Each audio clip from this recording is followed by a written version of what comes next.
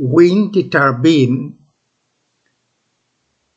ইংরেজিতে যেটাকে উইন্ড টারবিন বলা হয় ওটা বাংলায় বায়ুকল।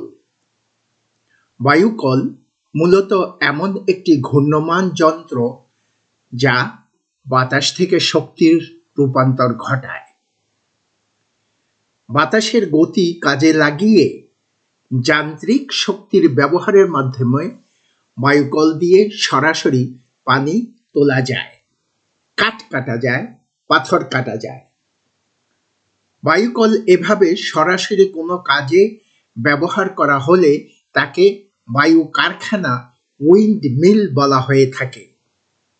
আর যেসব বায়ুকল দিয়ে বিদ্যুৎ উৎপাদন করা হয়ে থাকে সেগুলোকে বলা হয় বায়ু জেনারেটর, বায়ুকল জেনারেটর, উইন্ড টারবিন জেনারেটর। বায়ু শক্তি রূপান্তরকারী, অ্যারোজেনারেটর ইত্যাদি নামে বা ব্যবহারে পরিচিত। বায়ুকল, উইন্ড মিল হচ্ছে এমন একটা কাঠামো যেটা বা যা পাল বা ব্লেড নামক ভ্যান ব্যবহার করে বায়ু শক্তিকে ঘূর্ণন শক্তিতে রূপান্তরিত করে। শব্দটা উইন্ড পাম্প, উইন্ড টারবাইন এবং অন্যান্য অ্যাপ্লিকেশনের জন্য প্রসারিত হয়।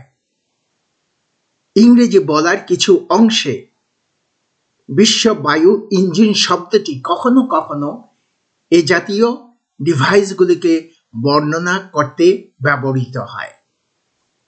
উচ্চ মধ্যযুগে এবং প্রাথমিক আধুনিক যুগ জুড়ে উইন্ড মিল ব্যবহার করা হতো বা ব্যবহার করা হচ্ছে।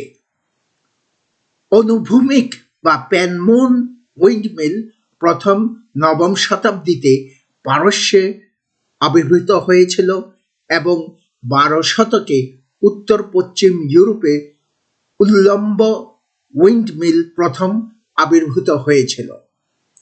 ডাচ সংস্কৃতির একটা আইকন হিসেবে বিবেচিত। বর্তমানে নেদারল্যান্ডসে প্রায় 1000টি বায়ুকল রয়েছে। এই মুহূর্তে তার চেয়েও অনেক বেশি ব্যবহার বা তৈরি করা হচ্ছে।